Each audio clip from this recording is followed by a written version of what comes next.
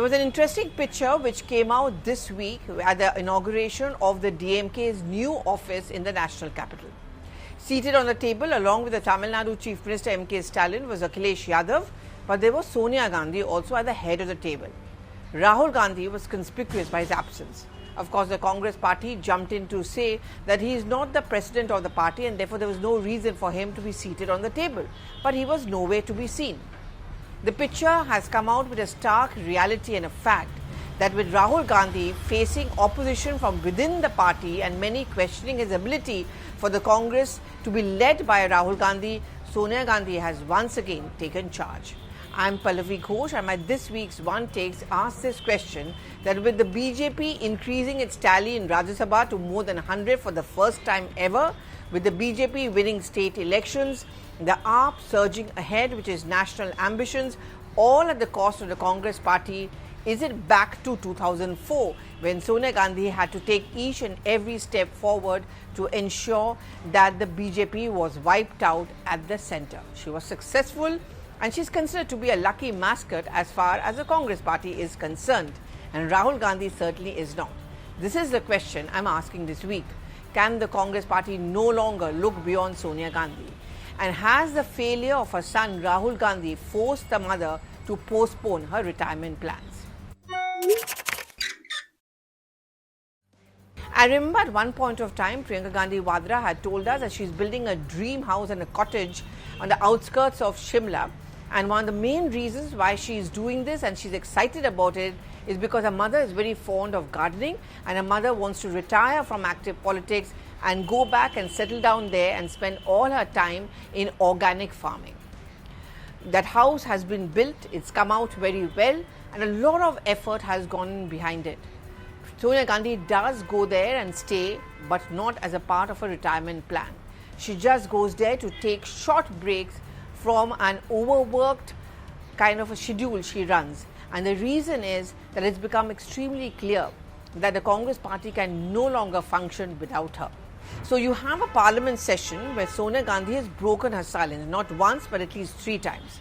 Interestingly, she talks on those issues which brought the UPA to power for the first time ever in 2004. Manrega, free food, basic food facilities for the people, and freedom of expression. That's the issue that she has raised. And interestingly, all the 3 times that she spoke in Parliament, Rahul Gandhi was nowhere to be seen. That, of course, was considered to be a happy coincidence.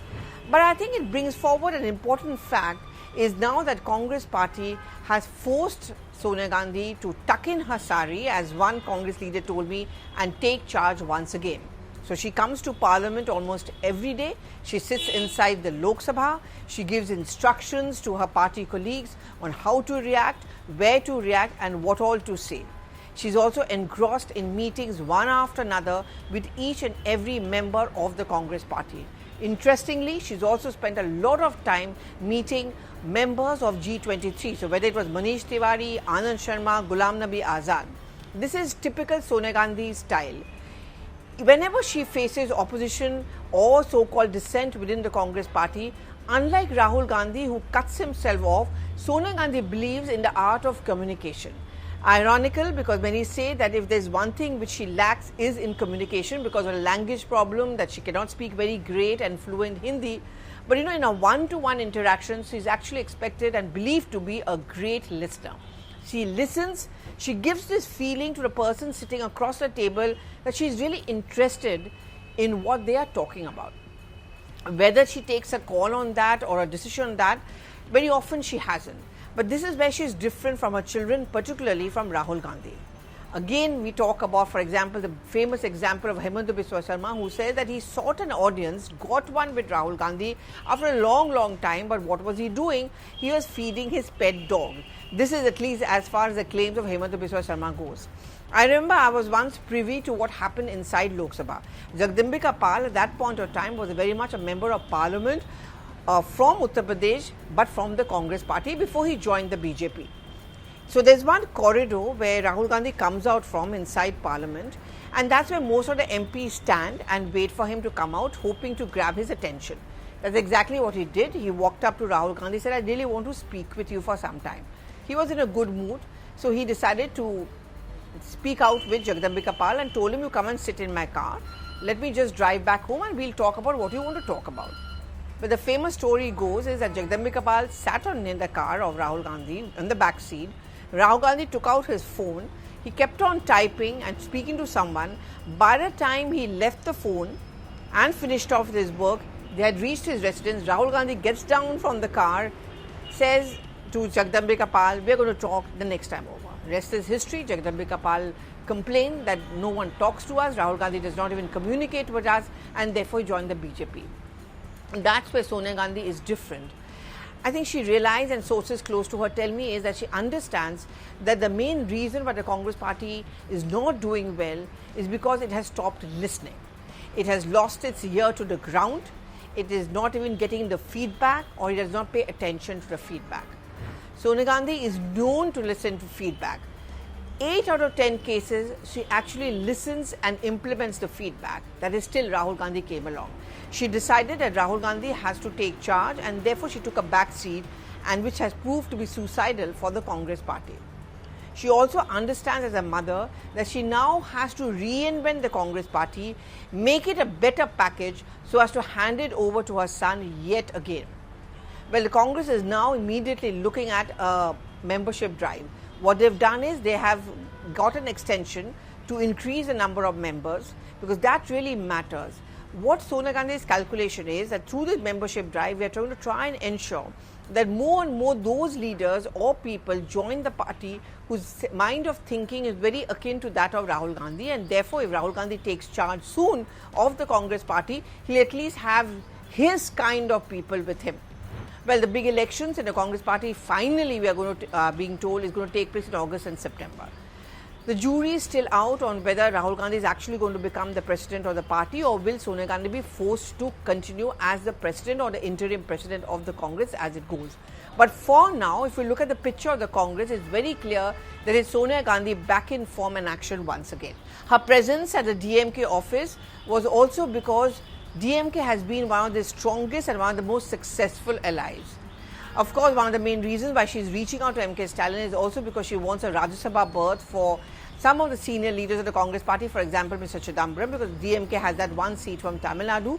Congress is now increasingly being wiped out from Rajya Sabha as well, because if you lose the state elections, you also don't have enough number of MLAs who can ensure that you get voted back to Rajya Sabha.